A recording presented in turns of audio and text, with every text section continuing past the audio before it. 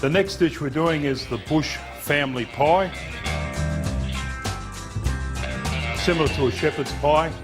We're using mincemeat today, but you can use kangaroo mince as well, and it's a nice flavour. This is a very popular dish, very wholesome. It's got a lot of vegetables in there. First thing we need to look at is what we're going to use.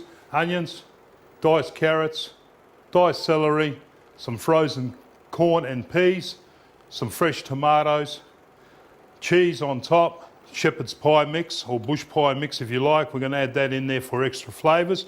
They're also available at the stores. Okay, the mince again we got is nice lean mince, not much fat in it. That's important. We don't want a lot of oil and fat coming off the cooking of it.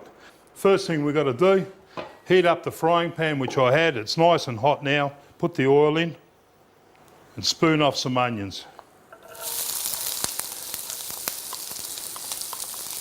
Now this time we are sautéing the onions off. In other words, we're browning them.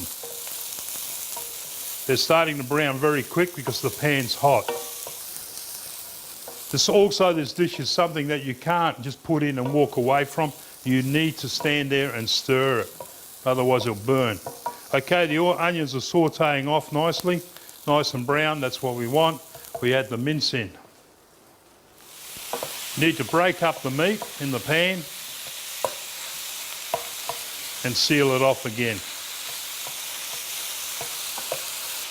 This is a good mince with really less fat in it.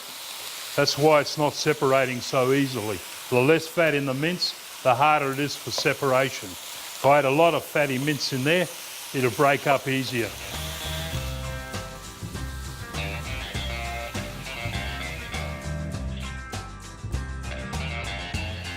Okay, nearly broken up. Just put a bit of flavouring in it which will help break up more. A little bit of Worcestershire sauce. You could use 1/4 cup or 1/3 cup of that. That generally gives it a great flavour.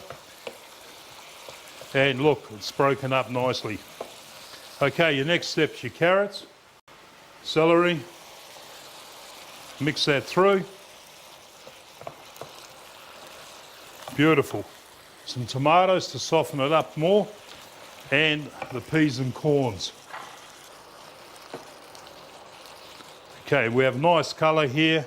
It's nicely cooking. What we need to put is some liquid. You could use water, not too much, just a half cover, and bring it up to full heat. At this stage you could put a stock cube in. I still prefer the seasoning, just to give it a nice taste, just a sprinkle. Okay, what we do is bring that up to heat and let that cook. Okay, while the pie is cooking, we'll do the mashed potato and get that all ready. I'm using instant mashed potato. You can use fresh potato if you like. You need a couple of kilo at least to make your own mash. I find this very convenient to use. And I put some butter in there to make it rich. And we put a bit of pepper. And again, salt. Measure your salt from your hand so you know what you're doing. Salt gives it a little bit more flavour. Then we've got boiling water out of the kettle. Pour it over the butter so the butter melts. You can use milk or you can mix powdered milk and water together.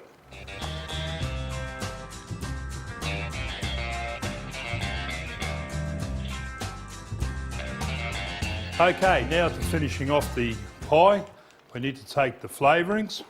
Add them into the pie. Nice flavour coming out, nice smell. This pie would feed at least 10 people by the time it's finished, so 2 packets you'll need. If you don't have that, you can use Gravox, use a bit of tomato paste. Tomato paste will bind it up as well. Mix it up well, and you'll find the seasonings bringing all the liquid together. You do not want it too wet. If you do have it too wet and you put the mashed potato on top, it'll go soggy. Okay, flatten it out.